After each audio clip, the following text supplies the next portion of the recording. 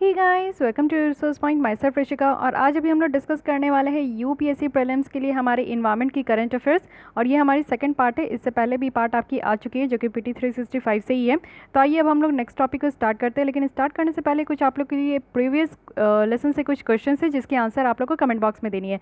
फिर हम लोग वैसे ही चलेंगे कि नेक्स्ट लेसन में मैं आप लोग को वो क्वेश्चन से डील करा दूंगी, आंसर बता दूंगी। लेकिन आप लोग को उससे पहले जो है उस क्वेश्चन की आंसर आप लोग को कमेंट बॉक्स में देनी होगी। और देखते हैं कि आज हम लोग को क्या क्या डिस्कस करना है। काफ़ी इंपॉर्टेंट टॉपिक है जो कि हम लोग को डिस्कस करनी है। तो चलिए स्टार्ट करते हैं हम लोग अपनी आज के लेसन। तो ये पहले पार्ट से दो क्वेश्चन है। सबसे पहले आपको बतानी है कि कौन सी स्टेट है जिसमें कि हाईएस्ट फॉरेस्ट कवर है as per the state forest report 2019 की। तो बहुत ही सिंपल क्वेश्चन पूछी हूँ, धीरे धीरे करके मैं इससे और भी क्वेश्चंस पूछूंगी तो आपकी कॉन्सेप्ट यहाँ पे क्लियर हो जाएगी। तो आपको बतानी कि कौन सी करेक्ट आंसर है, झारखंड, मध्य प्रदेश, यूपी या फिर मेघालय। हाईएस्ट बस फॉरेस्ट कवर मैं पूछ रही हूँ यहाँ पे।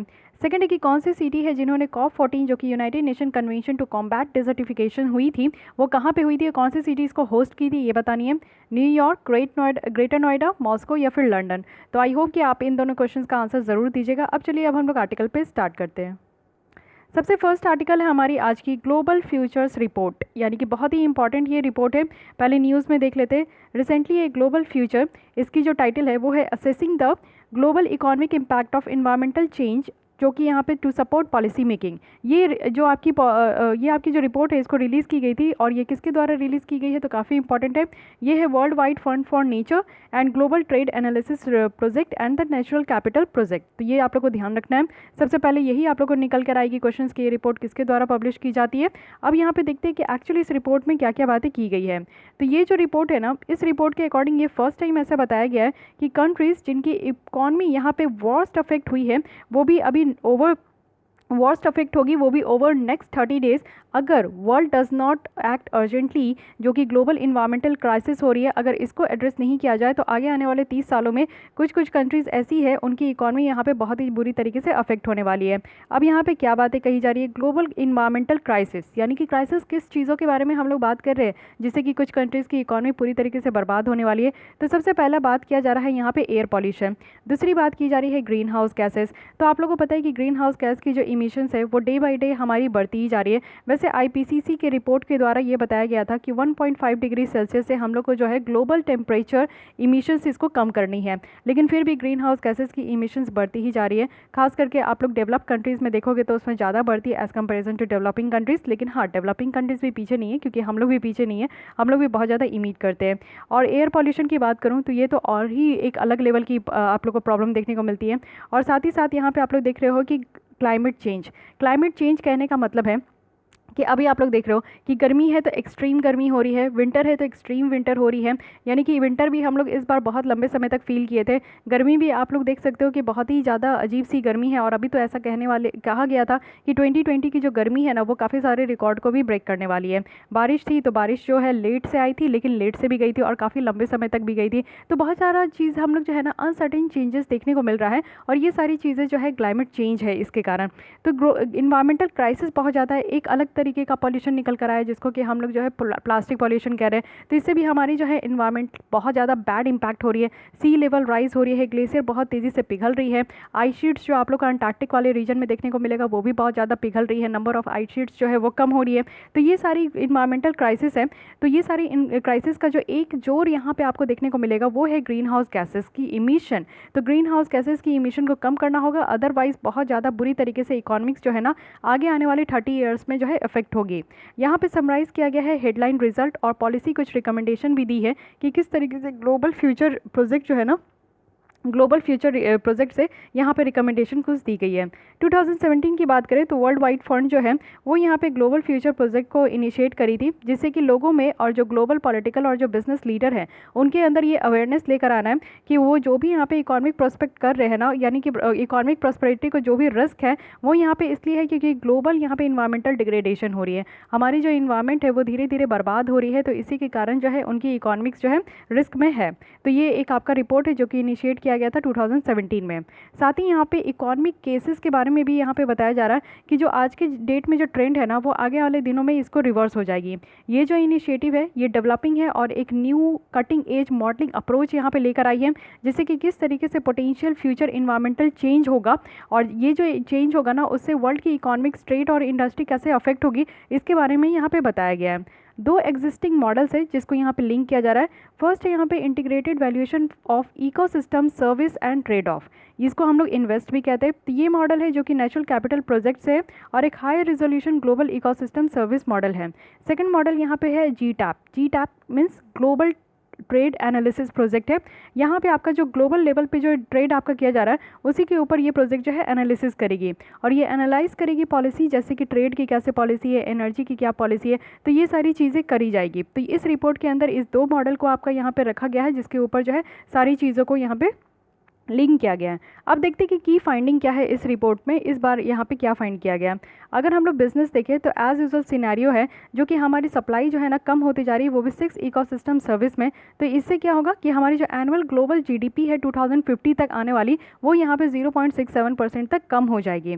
सेकेंड है कि जो सस्टेनेबल पाथवे सिनेरियो है वो यहाँ पे सस्टेनेबल गोल को परस्यू तो कर रही है जो कि हम लोग यहाँ पे 2050 तक कर पाएंगे और रिजल्ट जो जीडीपी का होगा वो यहाँ पे 0.18% तक का जो है हम लोग यहाँ पे लॉस देखेंगे। यानी कि हमारी जो यहाँ पे सस्टेनेबल पाथवे सिनेरियो है, यानी कि हम लोग इस तरीके से काम कर रहे हैं जिससे कि इस तरीके आज की जो जनरेशन है उनको तो सारी चीज़ें मिल सके, नेचुरल रिसोर्सेज उनको सारी चीज़ें उपलब्ध हो सके, साथ ही आगे आने वाले दिनों में भी, नेक्स्ट ईयर में भी और आगे आने वाले जनरेशन में भी सारे लोगों को नेचुरल रिसोर्सेज की सारी उपलब्धि मिल सके। तो इस तरीके का सस्टेनेबल पाथवे सिनेरियो लेकर चल रहे हैं, लेकिन इससे क्या होगा कि हमारी जो जीडीपी है वो लॉस होगी 0.18% से। तो ये सारी बातें यहाँ पे ग्लोबल आपकी जो ये रिपोर्ट है इसके बारे में आपका बताया गया है। ठीक है, सो एक रिपोर्ट तो हो गई ग्लोबल फ्यूचर रिपोर्ट, लेकिन अब देखते हैं, अब यहाँ पे हम लोग आगे आते हैं और नेक्स्ट टॉपिक पे चलते हैं। ये जो भी मैं यहाँ पे टॉपिक ले रही हूँ आपकी ये PT 365 इन्वायरमेंट से ही है। तो यहाँ पे अब हम लोग आते हैं नेक्स्ट टॉपिक पे जो कि lakes, wetland and coastal area. आप लोग यहाँ से पढ़ सकते हो, साथ ही आप लोग को रिवाइज करनी है तो आप लोग जो है अपनी PT 365 की जो PDF आप लोग को अवेलेबल ऑलरेडी है उसी से आप लोग रिवाइज कर सकते हो। फर्स्ट यहाँ पे टॉपिक हम लोग देखते हैं environmental and social management framework. तो ये न्यूज़ में क्यों है? सबसे पहले रिसेंटली जो ministry of environment, forest and climate change है उन्होंने रिलीज़ करी है environmental and social management framework, वो भी पब्लिक डोमेन में। पब्लिक डोमेन में कहने का मतलब है कि कोई भी अगर तरीके का आपकी पॉलिसी बनाई जाती है तो उसको पब्लिक डोमेन में ला के रख दिया जाता है, जैसे कि हम जैसे जनता है, आम जनता है, तो अपनी जो भी हमारी प्रोस्पेक्ट है, हमारी जो भी सोचने की तरीके हैं, हम लोग जो इन्वायरमेंट को लेकर सोच रहे हैं, हमारे दिमाग में भी कुछ ना कुछ प्लान होगा, तो वो सारी चीज़ें जो है हम अपनी ओपिनियन दे सकें। तो अब बैकग्राउंड में चलकर देखते हैं।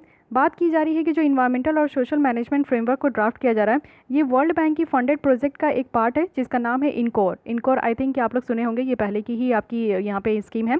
इनकोर stand for enhancing coastal and ocean resource efficiency programme, जिसका एम था कि हमारी जो कोस्टल जोन मैनेजमेंट प्रोग्राम है उसको और ज़्यादा स्ट्रेंथन करे, वो भी सारे कोस्टल स्टेट में और यूनियन टेरिटरी में जो कि हमारे इंडिया में है। तो आप लोग को पता है कि हमारी जो सदर्न पेनिनसुला है इसमें आपको 9 कोस्टल स्टेट देखने को मिलेंगे। यहाँ पे आपकी गुजरात है, फिर महाराष्ट्र है, गोवा है, कर्नाटक है, केरल है, तमिलनाडु है, आंध्र प्रदेश है, उड़ीसा है एंड देन यहाँ पे आपको जो है वेस्ट बंगाल देखने को मिलेगा।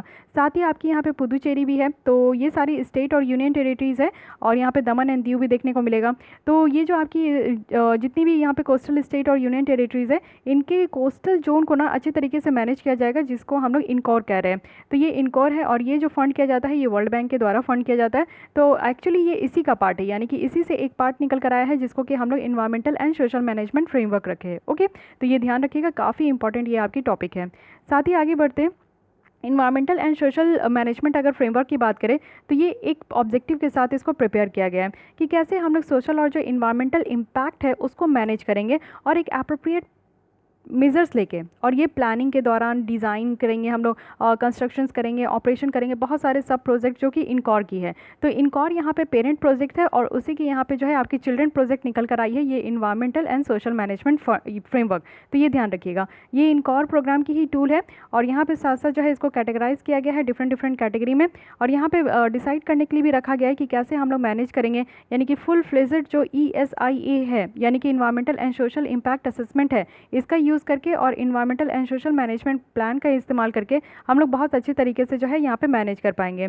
Society of integrated coastal management की बात करूँ, जिसको सीकॉम भी कहा जाता है, ये काम करती है ministry of environment, forest and climate change के अंदर। ये एक national project program management unit है जो कि ICZMP की है और इनकॉर प्रोग्राम की है। तो ये भी अगेन आप लोग को ध्यान रखना है।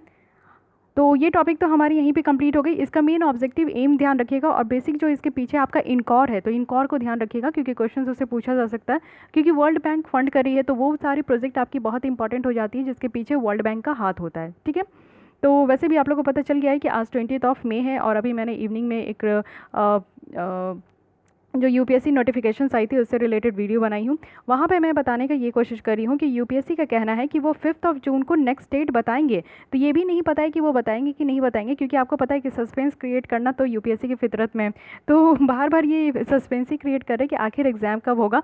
तो ऐसा नहीं है ना कि 5 जून को वो डेट अनाउंस ही कर देंगे। वो मे भी ऐसा हो सकता है कि सिचुएशंस अगर फेवरेबल नहीं हो, जैसे कि आपको पता है कि हमारे कंट्री में केसेस जो है डे बाई डे बहुत ज़्यादा बढ़ते जा रही है, तो इन सारी चीज़ों को देखते हुए जो है डेट में भी एक्सटेंड हो सकता है। मे बी ये लोग क्या करें कि जुलाई में बोले कि जुलाई में अनाउंस करेंगे। तो मैं यहाँ बताने की कोशिश कर रही हूँ कि ये जो जून में आपका 5 जून को ये बताया गया कि अनाउंसमेंट किया जाएगा, यानी कि फाइनल डेट नहीं बताई जाएगी, लेकिन फिर भी वो लोग जो है सिचुएशन को देखते हुए बताएंगे। तो जो प्रोबेबल बताया जा रहा है कि एग्ज़ाम कब होगा, तो ये अगस्त में ही हो सकती है। जुलाई में तो कम चांस रखिए, क्योंकि आप लोग जो बोल रहे हो कि मैं 1 महीने, जैसे UPSC कही कि 1 महीने का टाइम देगी, तो 1 महीने का टाइम देगी भी ना, तो आपको क्या लगता है कि 5 जून को जो है सिचुएशन सही हो जाएगा, नॉर्मल हो जाएगी और सारे हमारे स्टेट में सारी कुछ सही हो जाएगी। आप लोग जिस जिस स्टेट से बिलोंग करते हो, आप लोग अपनी एक्सपीरियंस बता सकते हो कि कैसी हो रही है, नंबर ऑफ केसेस कैसे बढ़ रही है, कितनी बढ़ रही है कि नहीं। बहुत सारे स्टेट में आप देखोगे कि माइग्रेंट लेबर के कारण जो है बहुत सारे केसेस जो है अब निकल कर आ रही है, रियली में निकल कर आ रही है। तो आपको ऐसे केस में लगता है कि 1-2 महीने के बाद एग्ज़ाम हो जाएगी, आप लोग अगस्त मान के सकते हो, अगस्त मान के इसलिए चल सकते हो ना कि थोड़ा सा अभी टाइम है। जैसे कि हम लोग मई से फरवरी से ही देखते आ रहे हैं कि कोरोना वायरस, जब मार्च में ये आपका लॉकडाउन किया गया था तो भी लग रहा था कि नहीं जून में एग्ज़ाम हो जाएगा, शायद जून तक एग्ज़ाम ये लोग ले लेंगे, है कि नहीं, ऐसा लग रहा था। लेकिन अभी भी देखिए कि अभी और भी डेंजर सिचुएशन हो गई, तो अभी भी आपको लगता है कि जुलाई में एग्ज़ाम हो जाएगा। तो ऐसा मत बोलिए कि आप लोग एकदम कमेंट करने लगे कि मैम 1 महीना मतलब जुलाई में हो जाएगा, तो ये वाली बात नहीं है। अगस्त में भी हो सकती है, अगस्त से पहले तो कोई हिसाब किताब है ही नहीं। ठीक है, अब इससे पहले अगर ले ले, जुलाई में अगर इन केस ले ले, तो अब तो ये UPSC देखिए अनप्रेडिक्टेबल UPSC तो शुरू से ही है, लेकिन फिर भी आप लोग इतने दिन में अपने अकॉर्डिंग जो एनालिसिस होता है, इसी को तो एनालिसिस कहते हैं, उसी के अकॉर्डिंग आप लोग जो है जज कर सकते हो। अब आते हैं हम लोग नेक्स्ट आर्टिकल में है, जो कि है कोरल रीस्टोरेशन, यानी कि जो कोरल है हम लोग की, उसको अब रीस्टोरेशन करने के लिए काफ़ी अच्छा प्लान लेकर आ रहे हैं हम लोग। तो पहले देख सकते हैं कि ये ब्यूटीफुल सी पिक्चर, जो कि अगर आप लोग ओशन के अंदर जाओगे ना, तो ओशन के अंदर बहुत ही ब्यूटीफुल सी लाइफ एग्जिस्ट करती है। ऐसी बहुत सारी कलरफुल चीज़ें आपको देखने को मिलेगी और ये स्पेसिस वगैरह भी होती है, तो इसको हम लोग कहते हैं कोरल। आइए डिटेल में देखेंगे, काफ़ी कुछ आप लोग को पता चलेगा। पहले देख लीजिए कि न्यूज़ में की होती है। जूलॉजिकल सर्वे ऑफ इंडिया है जो कि यहाँ पे हेल्प करेगी, वो भी हेल्प इनको मिलेगा गवर्नमेंट गुजरात फॉरेस्ट डिपार्टमेंट से। और ये फर्स्ट टाइम ऐसा अटेम्प्ट लिया जाएगा कि एक प्रोसेस है जिससे कि हम लोग कोरल रीफ को रीस्टोर करेंगे, और वो भी एक टेक्नोलॉजी का इस्तेमाल करके, जो कि बहुत ही ज़्यादा खतरनाक टेक्नोलॉजी है, आप लोग को भी काफ़ी अच्छा लगेगा। ये है बायो रॉक टेक्नोलॉजी। एक बायो रॉक स्ट्रक्चर है जो कि इंस्टॉल किया जाएगा एक आपका न्यूटिकल ऑफ में, और ये है मीठापुर कोस्ट, जो कि आपको गल्फ ऑफ कच्छ में देखने को मिलेगा। तो ये बहुत ही अच्छी हमारी एक टेक्नोलॉजी है, इसके बारे में भी देखेंगे। पहले टेक्नोलॉजी को समझ लेते हैं, उसके बाद कोरल क्या है, कोरल रीफ क्या है और कहाँ पे क्या प्रॉब्लम हो रही है, ये सारी चीज़ें डिस्कस करेंगे। बायो रॉक एक नाम दिया गया है, और वो भी एक सब्सटेंस को दिया गया है जो कि एक इलेक्ट्रो एक्यूमुलेशन से, यानी कि जो मिनरल यहाँ पे सी वाटर में आपके डिज़ोल्व हो जाती है ना, तो उसके एक्यूमुलेशन से जो है हम लोग एक सब्सटेंस का फॉर्मेशन करेंगे, वो भी स्टील स्ट्रक्चर के, यानी कि स्टील का बना होगा, और उसको हम लोग जो है ना सी बेड में लोअर्ड कर देंगे, यानी कि जो सी बेड यानी कि ओशन की सबसे नीचे वाली जो सतह होती है ना, उसको हम लोग सी बेड कहते हैं। तो वहाँ पे सी बेड रख देंगे और इसको हम लोग पावर सोर्स से जो है कनेक्ट कर देंगे। ये जो टेक्नोलॉजी है ये आपका काम कैसे करेगा, तो यहाँ पे स्मॉल अमाउंट ऑफ जो इलेक्ट्रिक करंट है वो आपका इलेक्ट्रोड से वो वाटर में आपका जाएगा, यानी कि वाटर में आपका जो है इलेक्ट्रोड के थ्रू थोड़ा सा आपका small amount of electric current जो है वो पास होगा, और फिर उससे ये टेक्नोलॉजी आपका काम करेगा। जब ये positively charge anode and negatively charge cathode, यानी कि आप लोग देखते हो कि सेल होती है, तो इसमें पॉजिटिव होती है और एक नेगेटिव होती है, तो नेगेटिव को हम लोग यहाँ पे जो है कैथोड कह रहे हैं और पॉजिटिव को हम लोग एनोड कह रहे हैं। ये आपका सी फ्लोर में, यानी कि यहाँ पे आपका सी फ्लोर में इसको रख दिया जाएगा, और जब यहाँ पे इलेक्ट्रिक करंट आपका इन दोनों के बीच में जब फ्लो होगा तो एक calcium ion combine with carbonate ion ये आपका जो है यहाँ पे रखा जाएगा और इसको जो है स्ट्रक्चर के जैसा बनाया जाएगा। कैल्शियम आयन और साथ ही साथ कार्बोनेट आयन को मिलाया जाएगा।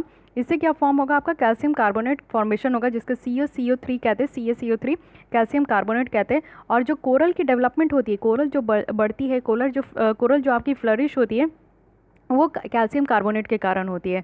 और इससे क्या होता है कि कोरल को ग्रो करने में काफ़ी ज़्यादा मदद मिलता है। यानी कि अब हम लोग आर्टिफिशियली कोरल को जो है ग्रो कराएंगे, क्योंकि आप लोग को पता है कि क्लाइमेट चेंज हो रही है, टेम्परेचर बहुत बढ़ते जा रहा है, ओशन की भी टेम्परेचर बढ़ती जा रही है। और कोरल जो सस्टेन करते हैं वो एक आपका मिनिमम जो आपका टेम्परेचर है, यानी कि 23 डिग्री सेल्सियस से 27 डिग्री सेल्सियस, इतने ही तक जो है कोरल इस टेम्परेचर को जो है बर्दाश्त कर पाते हैं। इससे ज़्यादा अगर टेम्परेचर बढ़ती है तो सीधे कोरल ब्लीचिंग हो जाती है, यानी कहने का मतलब है कि कोरल जो है डेड हो जाती है कि नहीं।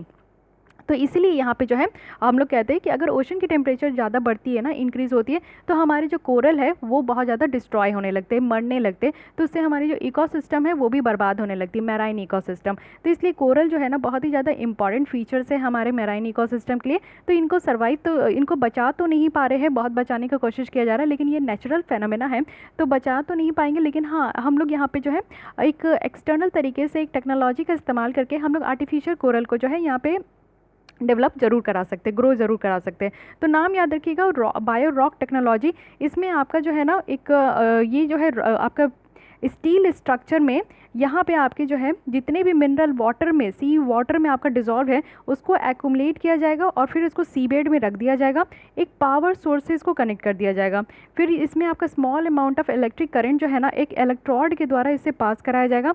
और जो पॉजिटिव आपका जो कैथोड है, एनोड है, और नेगेटिव एनोड है, इसमें आपका क्या होगा कि आपका जब ये पॉजिटिव कैथोड जो है पॉजिटिवली चार्ज एनोड और नेगेटिवली चार्ज कैथोड जो है वो यहाँ पे सी फ्लोर में रखा जाएगा। और जब इलेक्ट्रिक करंट इसमें से पास कराया जाएगा ना तो यहाँ पे कैल्शियम आयन को मिक्स किया जाएगा आपका किसके साथ, तो कार्बोनेट आयन के साथ। और ये दोनों मिलकर कैसे बनेंगे, कैल्शियम कार्बोनेट, जो कि हेल्प करेगी यहाँ पे कोरल के लिए। ओके, तो इतना लंबा डिटेल जो है ना आपसे नहीं पूछा जाएगा, ये मैं पहले भी बता चुकी हूँ कि टेक्नोलॉजी के अंदर घुस के कभी यूपीएससी नहीं पूछती, लेकिन हाँ टेक्नोलॉजी के बारे में ज़रूर पूछ लेती है।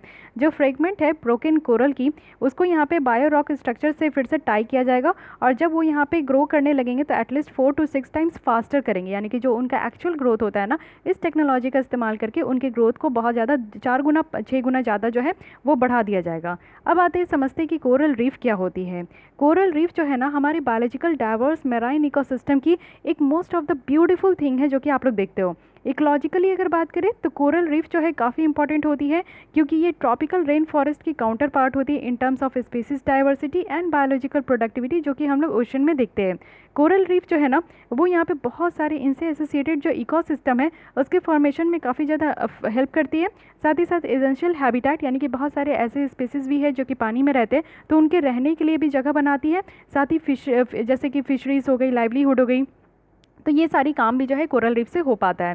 साथ ही साथ कोरल रीफ जो है ना क्लाइमेटोलॉजिकली भी काफ़ी इंपॉर्टेंट है, क्योंकि ये एक एक्यूरेट लॉन्ग टर्म रिकॉर्ड देती है क्लाइमेट चेंज का। और साथ ही साथ जो है ना हमारे नॉलेज को भी, ये जो सीजनल क्लाइमेट वेरिएबिलिटी है उसको भी काफ़ी एक्सटेंड करती है रिमोट ट्रॉपिकल ओशन में। क्योंकि आप लोगों को पता है कि जैसे ही कोरल डेड होने लगते हैं तो ये एक अंदाज़ा लगने लगती है कि हाँ ओशन की जो वाटर टेम्परेचर है वो कहीं ना कहीं बढ़ने लगी है। क्योंकि एकमात्र रीज़न यहाँ पे जो आपको देखने को मिलेगा कि ओशन की टेम्परेचर बढ़ेगी तो सबसे पहले जो अफेक्ट होती है वो हमारे कोरल के ऊपर होती है। तो कोरल का यहाँ पे बताया जा रहा है कि क्लाइमेटोलॉजिकली भी बहुत ज़्यादा इंपॉर्टेंट है, क्योंकि जितने भी साइंटिस्ट वगैरह है, रिसर्चर वगैरह जो रिसर्च करते हैं उनको काफ़ी अच्छी तरीके से पता चल जाता है कि कोरल अगर अच्छी तरीके से ग्रो कर रहे हैं इट मीन्स की टेम्परेचर, ओशन टेम्परेचर नॉर्मल है। अगर कोरल डेड हो रही है इट मीन्स की जो ओशन टेम्परेचर है वो कहीं ना कहीं एबनॉर्मल हो गई है। ओके, तो कोरल रीफ काफ़ी ज़्यादा इंपॉर्टेंट है क्योंकि ये हैबिटाट भी प्रोवाइड करती है।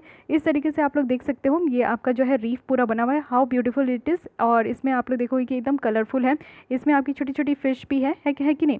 तो सारी जितनी भी स्पेसीज वगैरह जो रहती है इकोसिस्टम में वो यहाँ पे रेस्ट भी करती है, उनका रहने का घर भी होता है। इंडिया में आप देखोगे तो कोरल रीफ कहाँ कहाँ प्रेजेंट है, इट्स वेरी इंपॉर्टेंट। और प्रीवियस ईयर में भी आपका क्वेश्चन पूछा गया तो आपको पता होना चाहिए। गल्फ ऑफ कच्छ जो कि हमारी गुजरात वाली रीजन है, और गल्फ ऑफ मन्नार है, और साथ ही आंध्र प्रदेश बोल रही हूँ, अंडमान एंड निकोबार है, और यहाँ पे लक्षद्वीप आइलैंड है, मालवान है जिसको महाराष्ट्र वाला रीजन कहते हैं, अंगरिया बैंक है जो कि महाराष्ट्र वाले रीजन में है, और कर्नाटक में आपका नेत्रानी आइलैंड है। तो इतनी बेसिक एरिया है जिसमें कि हमारे इंडिया में जो है कोरल रीफ मिलती है। आज के डेट में आप देखोगे तो न्यू कोरल स्पेसिस जो है उसको डिस्कवर किया गया है, वो भी अंगरिया बैंक में। So where is Angria bank? It is in Maharashtra. ये एक शैलो सबमर्स्ड अटॉल आइलैंड है जो कि आपके 100 माइल्स ऑफ वेस्टर्न कोस्ट में है, क्योंकि आपको देखने को मिलेगा ये जो हमारी महाराष्ट्र वाली रीजन है ये वेस्टर्न कोस्ट में है, और इससे आपका 100 मीटर दूर जो है यहाँ पे आपको कहीं ना कहीं ये जो है कोरल रीफ देखने को मिलता है। ये अटॉल पूरी तरीके से सबमर्स्ड हो गई है, इसी के कारण इस तरीके का अटॉल का फॉर्मेशन है। ये अटॉल बोल रही है, यहाँ पे आपको जो है इस तरीके कोरल रीफ देखने को मिलेगा। तो ये जो पिक्यूलियरिटी है अंगरिया बैंक कोरल का, जो यहाँ पे आपको पिकुलर चीज़ जो देखने को मिलेगा वो ये है ना कि ये सी के बीचों बीच प्रेजेंट है, क्योंकि दूसरी कोरल रीफ्स आप देखोगे ना तो वो कोस्टल रीजन में ही होते हैं या फिर इनलैंड कोरल्स में ही होते हैं। यानी कि आप लोग देखते हो कि जैसे कहीं भी आप लोग कोरल वगैरह देख रहे हो तो गल्फ ऑफ कच्छ हो गई, ठीक है, ये मन्नार वाली रीजन हो गई, अंडमान एंड निकोबार वाली, तो ये आइलैंड के अगल बगल ही होते हैं या फिर कोस्टल रीजन में होते हैं। ऐसे कहीं भी आपको सी के बीच में देखने को नहीं मिलेगा। तो ये इसकी यूनिक फीचर्स है, दैट्स वाई अंगरिया बैंक जो है काफ़ी ज़्यादा इंपॉर्टेंट है। अब देखते हैं कि हमारी कोरल को किस किस तरीके से और किस किस चीज़ों से जो है थ्रेट होती है। दो तरीके से थ्रेट है। सबसे पहला है कि नेचुरल तरीके से, और दूसरे हम लोग हैं, यानी कि एंथ्रोपोजेनिक जो एक्टिविटीज़ होती है। इन्वायरमेंट से क्या है कि इन्वायरमेंट से टेम्परेचर बढ़ जाती है, सेडिमेंट डिपोजिशन हो जाती है, सैलिनिटी यानी कि नमक की मात्रा बढ़ जाए, पीएच लेवल जो है आपकी अप एंड डाउन अनबैलेंस हो जाए। और एंथ्रोपोजेनिक में क्या है कि हम लोग माइनिंग वगैरह बहुत करते हैं, यानी कि खनन बहुत करते हैं। इवन यहाँ पे आपको ओशन माइनिंग भी देखने को मिलेगा। बॉटम फिशिंग यानी कि बहुत अंदर जाकर जो है हम लोग मछली वगैरह पकड़ते हैं। टूरिज्म की, क्योंकि टूरिज्म में आप लोग देखते हो कि स्कूबा डाइविंग वगैरह बहुत ज़्यादा करते हैं। पोल्यूशन का तो कहना ही नहीं, प्लास्टिक पोल्यूशन और वाटर पोल्यूशन बहुत ज़्यादा हो रही है। तो ये सारी एक ऐसी मेजर थ्रेट है जिसके कारण कोरल रीफ जो है हमारे यहाँ पे काफ़ी ज़्यादा थ्रेट हो रही है, यानी कि वो कहीं ना कहीं यहाँ पे डिस्ट्रॉय हो रही है। अब देखते हैं कि गवर्नमेंट के द्वारा क्या क्या मेजर्स लिया जा रहा है, और कोरल रीस्टोरेशन पे आते हैं, यानी कि कोरल को किस तरीके से हम लोग रीस्टोर कर सकते हैं। तो पहले ग्लोबल मेजर्स देखते हैं, यानी कि पूरे वर्ल्ड वाइड क्या क्या यहाँ पे मेजर लिया जा रहा है। अगर एजेंडा 21 के चैप्टर 17 की बात करें तो ये स्पेसिफिकली यहाँ पे एड्रेस करती है कि किस तरीके से हम लोग को मैराइन और जो कोस्टल इन्वायरमेंट है उनको प्रोटेक्ट करना है और सस्टेनेबल डेवलप करना है। और ये जो कंटेक्स्ट आती है ये अनक्लॉज के अंदर आती है। UNCLOS stand for United Nation Convention on the law of the sea. Second यहाँ पे क्या है, ICRI है, इंटरनेशनल कोरल रीफ इनिशिएटिव है। ये एक इनफॉर्मल पार्टनरशिप है नेशन और ऑर्गेनाइजेशन के बीच में, जो भी यहाँ पे प्रिजर्व करना चाहते हैं अगर कोरल रीफ को और इससे रिलेटेड इकोसिस्टम को अराउंड द वर्ल्ड, तो वो इसके जो है पार्टनरशिप बन सकते हैं। तो ये है एक इंटरनेशनल कोरल रीफ इनिशिएटिव है। इसके बाद आपका United nation environment world conservation monitoring centre भी है। ये जो काम करती है ये साइंटिस्ट के साथ, पॉलिसी मेकर्स के साथ पूरे वर्ल्ड वाइड काम किया जाता है। साथ ही बायोडाइवर्सिटी को जो है ना यहाँ पे आपके इन्वायरमेंट के साथ और डेवलपमेंट डिसीजंस मेकिंग के साथ यहाँ पे रखा जाता है, जिससे कि एक अच्छा खासा इनलाइटेड चॉइस हो लोगों के पास और प्लैनेट के पास। तो इस तरीके से भी जो है यहाँ पे आपका बहुत सारा यहाँ पे देख रहे हो कि एजेंडा चलाया जा रहा है, जिसके थ्रू जो है यहाँ पे कोरल रिस्टोरेशन को मैनेज किया जा सके। अब यहाँ पे हमारे लिए जो इंपॉर्टेंट है वो ये है कि इंडिया क्या यहाँ पे काम कर रही है। गवर्नमेंट ऑफ इंडिया के बारे में बात करें तो काफ़ी स्टेप्स ले चुकी है, वो भी कोरल रीफ को प्रोटेक्ट करने के लिए। और ये जो है कैमएप्स, तो ये है coastal ocean monitoring and prediction system है। लैंड ओशन इंटरैक्शन है कोस्टल जोन में, और integrated coastal and marine area management है। तो ये सब के बारे में आप लोग को पता होना चाहिए, इन सब के बारे में। और साथ ही साथ गवर्नमेंट ऑफ इंडिया है जिन्होंने यहाँ पे नोटिफाई करी है, आप लोग को पता है कि न्यू रूल आ चुकी है 2020 की, जो कि कोस्टल रेगुलेशन जोन है। तो कोस्टल रेगुलेशन जोन को यहाँ पे फर्स्ट, सेकेंड, थर्ड, फोर्थ और फिफ्थ पार्ट में यहाँ पे आपका डिवाइड किया गया है। तो ये जो रेगुलेशन जोन है ये अगेन वेरी इंपॉर्टेंट है, प्रीवियस लेसन में हम लोग इसको डिस्कस कर चुके हैं। और इसको जो सेटअप किया गया है ये national coastal zone management authority, साथ ही state coastal zone management authority है, जिसके थ्रू जो है हम लोग कोरल रीफ को प्रोटेक्ट कर पाएंगे। नेक्स्ट है यहाँ पे कोरल ब्लीचिंग अलर्ट सिस्टम है, यानी कि एक सर्विस है जो कि इनिशिएट किया गया है इनक्वाइज के द्वारा। ये यहाँ पे सैटेलाइट डिराइव जो सी सरफेस टेम्परेचर है उसी को यहाँ पे यूज़ करती है, और ये यूज़ किया जाता है किस लिए, तो हम लोग एक थर्मल स्ट्रेस को एक्सेस कर सके जो कि एक्यूमुलेट होती है कोरल इन्वायरमेंट में।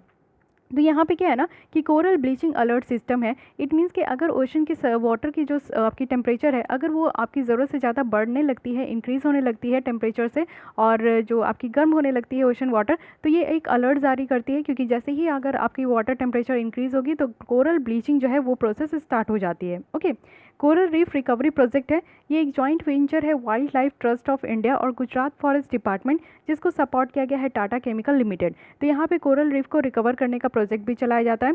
साथ ही एक यहाँ पे ये याद रखिए कि एक एनजीओ है रीफ वॉच इंडिया ये एक एनजीओ है जिन्होंने दो प्रोजेक्ट यहाँ पे रखी है। एक तो है रीफ बिल्ड एंड सेकंड है रीफ ग्रो, यानी कि रीफ को यहाँ पे बनाना भी है और रीफ को यहाँ पे ग्रो भी कराना है। और ये दोनों आपका फंडा है कि रीफ को आपको कंजर्व करना है। तो रीफ बिल्ड की बात करें तो इसमें क्या है कि रीस्टोर करनी है कोरल रीफ को, यहाँ पे रिहेबिलिट करनी है, वो भी अंडमान में। और जिससे क्या होगा कि जो नेचुरली यहाँ पे टूट गए हैं कोरल फ्रेगमेंट, तो उसको यहाँ पे जो है रेस्क्यू करनी है। और साथ ही साथ जो है यहाँ पे एक स्मूथिंग एरिया में उनको ले जाना है, जहाँ पे सैंड में या फिर डाई या फिर रीअटैच करना है उनको किसी भी रोबस्ट स्टार्टरम से। तो रीबिल्ड करना है और रीग्रो करना है। और ये आपका जो है एक एनजीओ के द्वारा ये आपकी दो प्रोजेक्ट है, जो कि है रीफ वॉच इंडिया। सो रीफ वॉच इंडिया आपसे पूछा जा सकता है कि व्हाट इज़ इट और ये किससे रिलेटेड है, तो आपको बताना है कोरल रीफ से, कोरल रिस्टोरेशन से। ओके, अब यहाँ पे आते हैं नेक्स्ट है, Palau is first country to ban reef toxic sun cream. तो बहुत ही इंपॉर्टेंट है, जैसे कि आप लोग लगाते हो ना कोई भी सनस्क्रीन लगाते हो तो उसमें क्या होता है, एसपीएफ होती है, सन प्रोटेक्शन फैक्टर, है कि नहीं। आप लोग अगर नहीं भी देखे होगे, मुझे इतना पता है कि जितने लड़के मेरे वीडियोस देख रहे हैं या फिर ठीक है, तो उन लोग को नहीं पता होता, वो लोग क्रीम वगैरह लगा लेते हैं, लेकिन व्हाट इज़ दिस एसपीएफ के बारे में बहुत कम नॉलेज होती है। बट लड़कियों को नॉलेज होगी, आई नो, ये वेल नॉलेज वाली बात है। तो एसपीएफ है, तो एक्चुअली एसपीएफ होता क्या है, ये है सन प्रोटेक्शन फैक्टर, यानी कि जो सन से आप लोग देखते हो कि अल्ट्रा वायलेट रेज निकलती है, तो वो हमारे स्किन के लिए बहुत हार्मफुल होती है। जब भी हम लोग बाहर जाते हैं धूप वगैरह में तो टैन हो जाते हैं, है कि नहीं, एक शेड जो है हम लोग डार्कर हो जाते हैं। तो उसके लिए हम लोग को मॉइस्चराइज़र लगानी चाहिए, इस तरीके की सनस्क्रीन लगानी चाहिए। तो इसमें क्या है कि यहाँ पर आप लोग देखते हो कि 30+ है, 40+ है, अब तो आप लोग देखोगे कि 55+ तक की भी जो है सनस्क्रीन अवेलेबल है।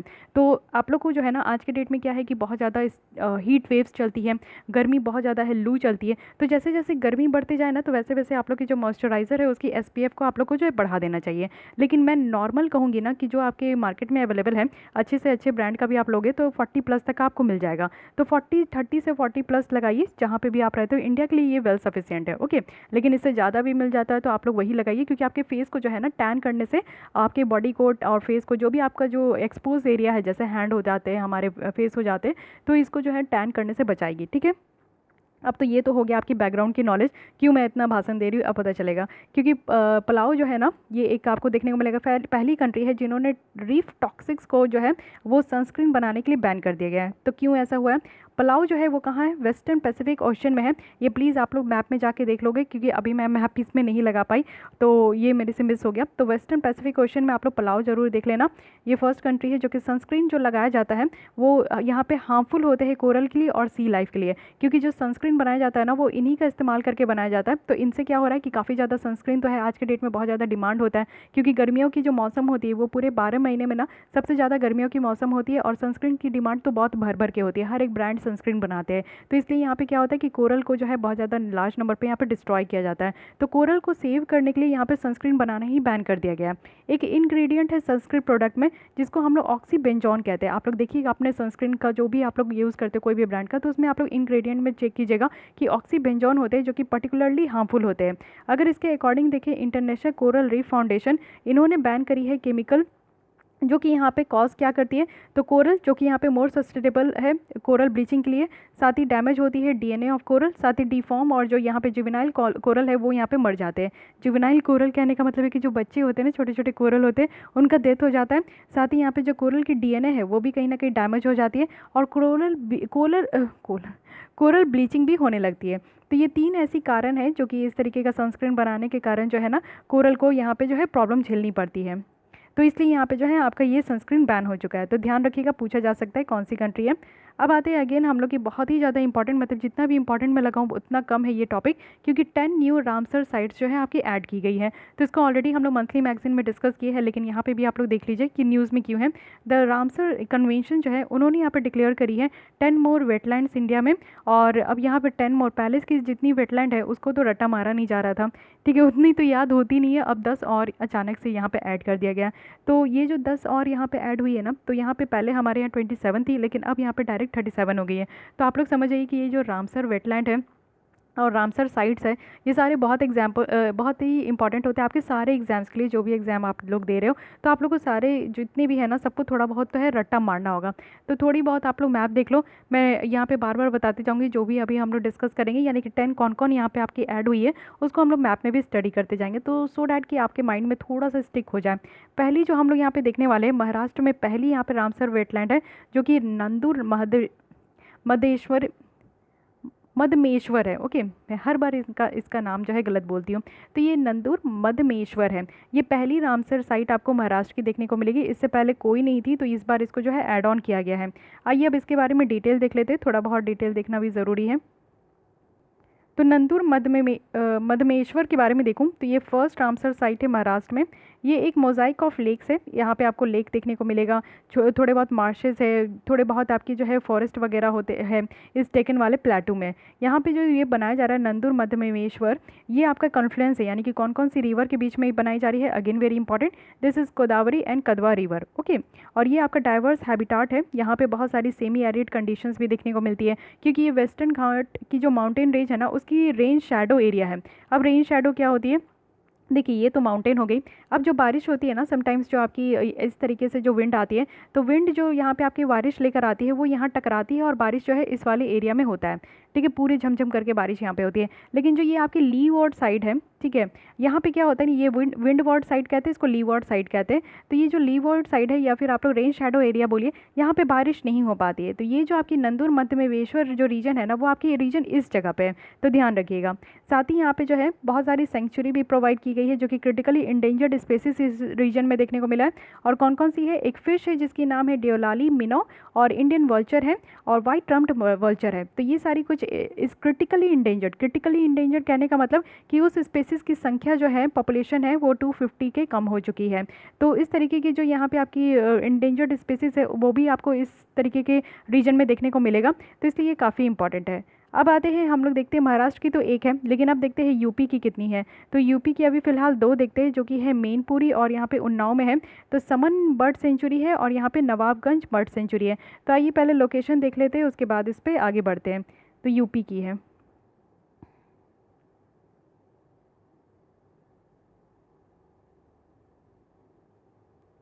तो अब यहाँ पे देखिए, ये हो गई हमारी समन और ये होगी नवाबगंज। ठीक है, ये दोनों आप लोग लोकेशन देख लो, एक यहाँ पे है और एक यहाँ पे। ऊपर में आपकी नवाबगंज है, नीचे आपकी जो है समन है। तो ये हमारी अब आज के डेट में जो है ये रामसर वेटलैंड हो चुकी है। ठीक है, तो ये आपकी बर्ड सेंचुरी हो गई, समन बर्ड सेंचुरी है, नवाबगंज बर्ड सेंचुरी है।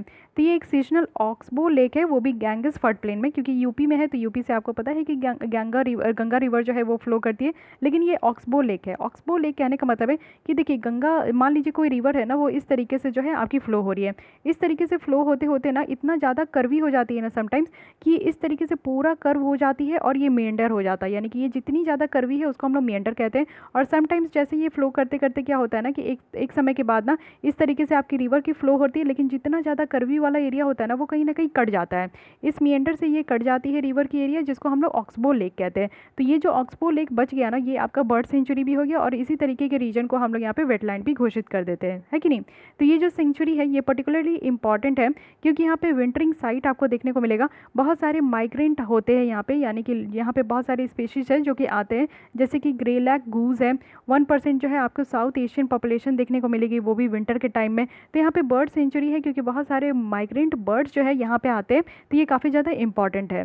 अब नवाबगंज बर्ड सेंचुरी की बात करूँ तो ये एक शैलो मार्शलैंड है, मानसून रेन फिट है इस डाइवर्स वेटलैंड में। वहीं अगर सरदा कैनल की बात करूँ तो वो एडिशनल वाटर भी यहाँ पे इस रीजन में सप्लाई करते हैं।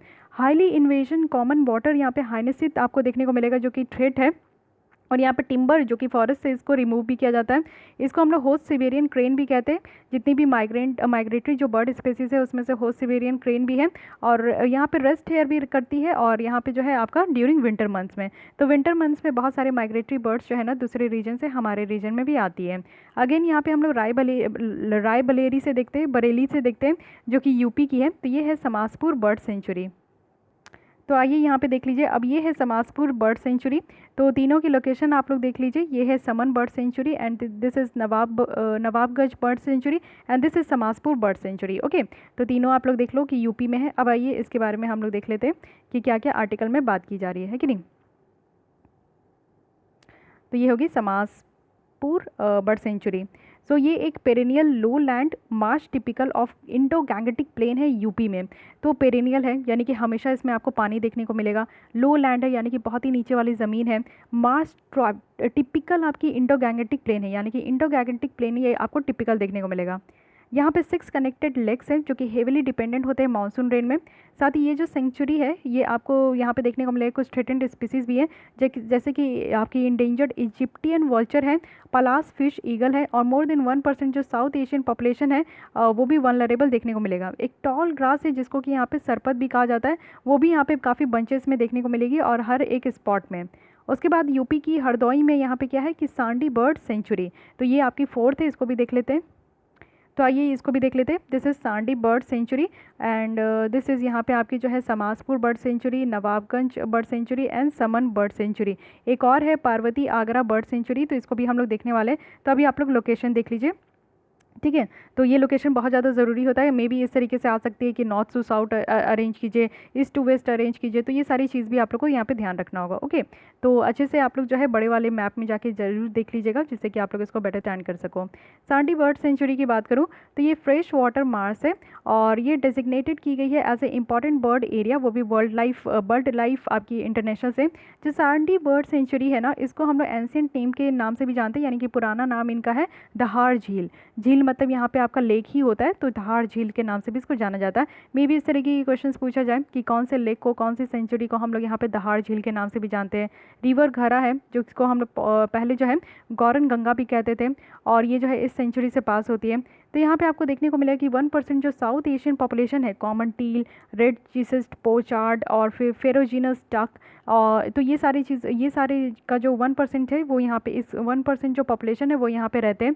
वहीं अगर वल्नरेबल सेरोस क्रैन की बात करूँ तो इसकी भी पॉपुलेशन है, वो भी 200 इंडिविजुअल जो है आपको इस सेंचुरी में देखने को मिलेगा।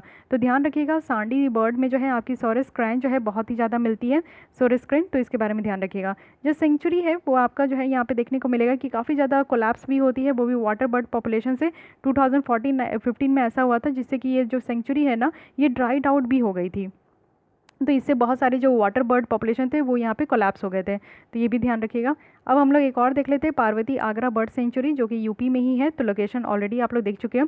ये परमानेंट फ्रेश वाटर इन्वायरमेंट है जिसमें 2 ऑक्सबो लेक है, यानी कि इस तरीके का जो है ना आपको यहाँ पे एक लेक ऐसा है, एक लेक ऐसा है, तो इस तरीके का 2 ऑक्सबो लेक आपको देखने को मिलेगा, अगेन वेरी इंपॉर्टेंट।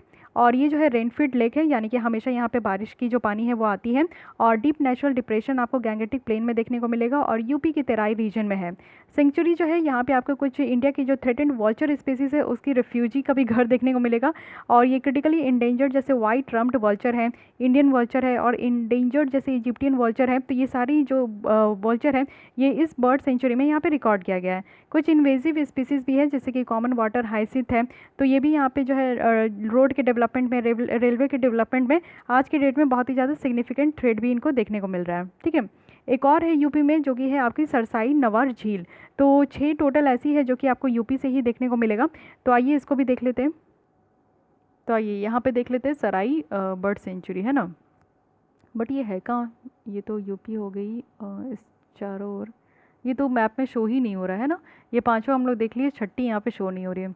अच्छा कोई ना, इसको आप लोग भी मैप में देख लीजिएगा या फिर मैं नेक्स्ट लेसन में इसको दिखा दूँगी। अब आइए आगे बढ़ते, ये तो इस मैप में नहीं, शायद अपडेट नहीं हुआ होगा। तो ये आपकी जो है पार्वती आगरा तो देख ली, ये है सरसाई नवल झील, तो ये एक टिपिकल वेटलैंड है, वो भी इंडो गैंगेटिक फ्लड प्लेन में यूपी में है, और प्रेसिपिटेशन रन ऑफ होती है वो भी साउथ वेस्ट मानसून रेन से। ये एक एग्जांपल देखने को मिलेगा क्योंकि यहाँ पे ह्यूमन बींग भी रहते हैं, वाइल्ड लाइफ भी रहते हैं, फार्मिंग प्रैक्टिसेस भी होते रहती है जो कि काफ़ी इंपॉर्टेंट रोल है किसी भी तरीके से सस्टेन करती है वाटर वर्ड हैबिटेट को। एक पर्टिकुलर आपको बेनिफिशरी देखने को मिलेगी जो वल्नरेबल हमारे यहाँ की सॉरस क्रेन है उसके लिए, और यहाँ पे पॉपुलेशन कितनी है तो 400 है, यानी कि एक हम लोग पहले भी देख चुके थे जो कि 200 आपको ये स्पेशीज देखने को मिलेगा। ये सांडी बर्ड सेंचुरी में है, और यहाँ पे आपको सरसाई में देखने को मिलेगी कि ये 400 इंडिविजुअल तक की आपकी सॉरस क्रेन है, तो बहुत ही इंपॉर्टेंट ये आपकी बर्ड है, तो इसके बारे में पता होना चाहिए। साथ ही कुछ और थ्रेटेंड स्पीसीज भी इसमें प्रेजेंट है जैसे कि क्रिटिकली इंडेंजर्ड हमारी वाइट ट्रम्प्ड वल्चर और इंडेंजर्ड होली नेक्ड स्टॉक। तो वाइट ट्रम्प्ड वल्चर जो है ना काफ़ी ज़्यादा यूपी के जो आपकी बर्ड सेंचुरी है उसमें पाई जा रही है, और इसको रिकॉग्नाइज़ किया गया है वर्ल्ड लाइफ इंटरनेशनल के द्वारा as a important bird sanctuary. तो इंपॉर्टेंट बर्ड सेंचुरी आप लोग देख रहे हो कि वही सारे रीजन में जहाँ पे आपकी सॉरस क्रेन की जो है ना ज़्यादा से ज़्यादा इंपॉर्टेंट है। तो यहाँ पे भी आप लोग देख लो कि ये जो है 200 इंडिविजुअल है और इसको भी जो है वर्ल्ड लाइफ इंटरनेशनल के द्वारा इंपॉर्टेंट बर्ड सेंचुरी जैसा इसको डेजिग्नेट किया गया है। तो सांडी और सरसाई दोनों याद रखना है कि इंपॉर्टेंट बर्ड सेंचुरी भी है, क्योंकि यहाँ पे सॉरस क्रेन की जो इंडिविजुअल पॉपुलेशन है वो भी यहाँ पे अच्छी खासी है कि नहीं। अब आते हैं एक देख लेते हैं पंजाब। अब पंजाब में देखते हैं, पंजाब में भी बहुत सारे न्यू ऐड हुए हैं। तो सबसे पहली है कि बीज कंजर्वेशन रिजर्व। ये 185 किलोमीटर स्ट्रेच है बीज रिवर की, जो कि मेजरली हमारे पंजाब में ही देखने को मिलेगा। ये जो रिवर है इसमें आइलैंड भी है, सैंड बार्स भी है और ब्रेडेड चैनल भी है, जो कि कॉम्प्लेक्स इन्वायरमेंट बनाई गई है और ये सपोर्ट करती है बहुत सारे बायोडाइवर्सिटी को भी। आइए इसको भी मैप में देख लेते हैं बीज कंजर्वेशन रिजर्व को। तो यहाँ पे देखिए, ये आपकी पंजाब वाली रीजन है और यहाँ पे ये है आपकी बीज कंजर्वेशन रिजर्व। ओके, बीज यहाँ पे भी आप लोग देख सकते हो, ये हरिके वेटलैंड है, ये कांजिली वेटलैंड है। तो अभी हम लोग और भी देखने वाले हैं पंजाब से, बट इतना आप लोग ध्यान रखिए, ठीक है। एक एक करके ही ध्यान में देखिए, क्योंकि क्या होता है ना कि फिर माइंड में जो है सब मेशअप हो जाएगी, आपको समझ में भी नहीं आएगा। ये जो रिजर्व हॉर्ट्स है ना, ये ओनली किस लिए नोन है, तो कुछ पॉपुलेशन है इंडिया में जो कि endangered river Indus river dolphin, very important, ठीक है। हम लोग पहले भी डिस्कस कर चुके हैं कि Indus river dolphin, Gangetic dolphin, this are very important dolphin and this are very important species for UPSC prelims. Okay, तो ये इसलिए इसको ये रिजर्व्स आपको याद रखना है। फर्दर इसमें और भी थ्रेटेंड स्पीसीज है, जैसे कि इंडेंजर्ड मशीर है, हॉक डियर है, साथ ही साथ वल्नरेबल जो स्मूथ कोटेड ऑटर भी है। साथ ही एक प्रोग्राम है जो कि इनिशिएट किया गया है कि किस तरीके से क्रिटिकली इंडेंजर्ड घड़ियाल को भी यहाँ पे री इंट्रोड्यूस किया जाए। तो again it is very important topic. घड़ियाल हो, ये आपकी डॉल्फिन हो, या फिर आपका जो है वल्चर हो, क्रोकोडाइल हो, ये सारी स्पीसीज बहुत ज़्यादा इंपॉर्टेंट है, तो ध्यान रखिएगा, ठीक है। अब आते हैं नंगल वाइल्ड लाइफ सेंचुरी, जो कि पंजाब में है। ये शिवालिक फुटहिल में आपका लोकेटेड है और हाईली इको सेंसिटिव है। साथ ही ये आपको देखने को मिलेगा कि ह्यूमन मेड रिजर्वायर को भी ऑक्यूपाई करी है, जो कि कंस्ट्रक्ट किया गया है भाकर नागल प्रोजेक्ट, जो कि सतलज रिवर में बनाया जा रहा है। ये जो साइट है ये आपकी हिस्टोरिक इंपॉर्टेंस है, as Indian and Chinese prime minister जो फॉर्मुलाइज किए थे 5 principle of peaceful coexistence, और ये भी कहाँ पे, तो 1954 में, ठीक है। तो ये सारी चीज़ें आपको ध्यान रखनी है। तो ये नंगल वाइल्ड लाइफ सेंचुरी अपने आप में ही काफ़ी हिस्टोरिक इंपॉर्टेंस भी इसकी रही है, क्योंकि इंडियन और चाइनीज़ प्राइम मिनिस्टर जो है यहाँ पे फॉर्मुलाइज किए थे 5 प्रिंसिपल ऑफ पीसफुल को एग्जिस्टेंस, तो ये भी ध्यान रखना है। अब आइए एक और देख लेते हैं पंजाब में, जो कि है केशुपुर मियानी कम्युनिटी रिजर्व। तो ये एक मोजाइक ऑफ नेचुरल मार्शेस है, एक्वाकल्चर पॉन्ड है, एग्रीकल्चर वेटलैंड है, जिसको कि यहाँ पे एनुअल जो रेनफॉल रन ऑफ होती है ना, उसके द्वारा यहाँ पे मेंटेन किया जाता है। यानी कि सालों में जो वर्षा होती रहती है उसके कारण जो है यहाँ पे रन ऑफ होती है, यानी कि जितनी भी आपकी पानी वगैरह निकल जाती है, तो उसके लिए उसके द्वारा जो है यहाँ पे आपका यहाँ पे मेंटेन किया जाता है। तो ये हेविली ह्यूमन इन्फ्लुएंस्ड है और यहाँ पे सीरीज़ ऑफ मैनेज्ड, यहाँ पे बहुत सारी फिश पॉन्ड भी देखने को मिलेगी, कल्टिवेटेड क्रॉप भी है, जैसे कि लोटस है, चेस्टनट है। और साथ ही ये जो साइट है ना, ये काफ़ी इंपॉर्टेंट एग्जाम्पल है आपकी wise use of community managed wetland की। साथ ही यहाँ पे फूड भी प्रोवाइड किया जाता है लोगों को और लोकल बायोडाइवर्सिटी को भी सपोर्ट किया जाता है। थ्रेटेंड स्पेसीज जो है आज के डेट में, जैसे कि वल्नरेबल कॉमन पोचार्ड है, इंडेंजर्ड स्पॉटेड जो पॉट टटल है, ये सारे यहाँ पे देखने को मिलेंगे। ओके, तो ये सारी रही। एक बार हम लोग देख लेते हैं कि किशोपुर को और ये साथ ही साथ नंगल को भी। तो आइए यहाँ पे देख लेते हैं। सबसे पहले अभी हम लोग देखते हैं बीज कंजर्वेशन, और उसके बाद ये किशोपुर मियानी आपकी जो है community reserve. So this is here and यहाँ पे आपको बगल में आपको यहाँ पे देखने को मिलेगा, ये है नांगल वाइल्ड लाइफ सेंचुरी। तो ध्यान रखिएगा, ठीक है, कि ये सारी चीज़ें पंजाब में है, ये जितनी भी वेटलैंड है न्यू ऐड हुए हैं और ये पंजाब की है। तो आइए थोड़ा सा हम लोग फैक्ट्स एंड फिगर भी देख लेते हैं। तो टोटल 10 यहाँ पे आपका ऐड किया गया। तो 1 from Maharashtra, 6 from UP and 3 from Punjab. Okay, तो इस तरीके से याद रखना है। 3 स्टेट भी पूछा जा सकता है कि कौन सी 3 स्टेट है जिसमें कि आपका इसको ऐड किया गया, तो Maharashtra, UP and Punjab. Okay, अब आते हैं रामसर कन्वेंशन के बारे में, थोड़ा सा फैक्ट्स एंड फिगर देखते हैं। ये इंटर गवर्नमेंटल ट्रीटी है जो कि एक फ्रेमवर्क प्रोवाइड करती है कि किस तरीके से जो वेटलैंड है उसको हम लोग कंजर्व कर सके और अच्छी तरीके से वाइज यूज़ कर सके, वो भी लोकल और नेशनल एक्शन और इंटरनेशनल कोऑपरेशन के द्वारा। तो ये कन्वेंशन आपका साइन किया गया था 1971 में, और एक इरानियन सिटी है रामसर, उसी में इसको साइन किया गया था। ये वन ऑफ द पुरानी यहाँ पे इंटर गवर्नमेंटल अकॉर्ड देखने को मिलेगी, जो कि वेटलैंड के कैरेक्टर को यहाँ पे प्रिजर्व और इकोलॉजिकली यहाँ पे प्रिजर्व करने के लिए इसको बनाया गया था। तो अगर हम लोग यहाँ पे 3 पिलर देखें, इसके अंदर 3 पिलर ऑफ कन्वेंशन है। तो पहला है कि यहाँ पे वाइज यूज़ करनी है सारे वेटलैंड को।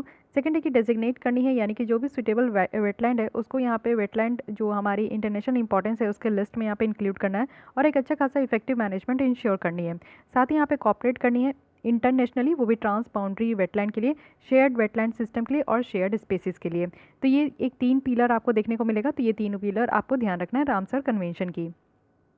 ओके, अब यहाँ पे कि नंबर ऑफ़ कॉन्ट्रैक्टिंग पार्टीज़ कितनी है, तो 171 है रामसर के अंदर। और मॉन्ट्रेक्स रिकॉर्ड की बात करूँ तो वो यहाँ पे मेंटेन करती है, रामसर लिस्ट की एक पार्ट है, जो कि यहाँ पे जितने भी वेटलैंड साइट्स को यहाँ पे रजिस्टर किया जाता है, और जहाँ पे चेंजेस भी होती है इकोलॉजिकल कैरेक्टर को, अगर ये भी हुआ है तो उसको भी लिस्ट किया जाता है, कहाँ कहाँ ये आपकी चेंजेस अकर हो रही है और कहाँ कहाँ होने की चांसेस है, तो ये सारी चीज़ों को यहाँ पे जो है रखा जाता है। ठीक है। साथ ही आप देखोगे कि 2 इंडियन लेक है, जिसको यहाँ पे लोकटक लेक और कियोलाडो नेशनल पार्क है, वो यहाँ पे मॉन्ट्रेक्स रिकॉर्ड में रखी गई है। ये जो रामसर कन्वेंशन है ना, इसमें 6 इंटरनेशनल ऑर्गेनाइजेशन पार्टीज़ है, तो इसके बारे में ध्यान रखिएगा। फर्स्ट है वाइल्ड लाइफ इंटरनेशनल, सेकंड है इंटरनेशनल यूनियन फॉर, जिसको IUCN कहते हैं, and third is international waste management institute, and fourth is wetland international, fifth is world wide fund for nature, and six is wildfowl and wetland trust. तो ये आपको जो है 6 याद रखना है, ये इसकी पार्टनरशिप ऑर्गेनाइजेशन है। एंड इंडिया से कौन कौन है, तो Loktak lake and Keoladeo national park, जो कि मॉन्ट्रेस रिकॉर्ड में आपका इंक्लूड है। ठीक है। तो गाइस आज के लिए बस इतनी ही रखते। अगर आपको ये लेसन अच्छी लगी, हेल्पफुल लगी, तो लाइक कर दीजिए अपने दोस्तों के साथ, या फिर सोशल नेटवर्किंग साइट्स में शेयर कर सकते हैं। और फिर भी कोई डाउट करी सजेशन है तो आप एकदम वेलकम हो कि आप कमेंट कर सकते हो। एंड मेक श्योर कि आपने मेरे चैनल को सब्सक्राइब कर लिया है। सो आज के लिए बस इतना ही। Thank you.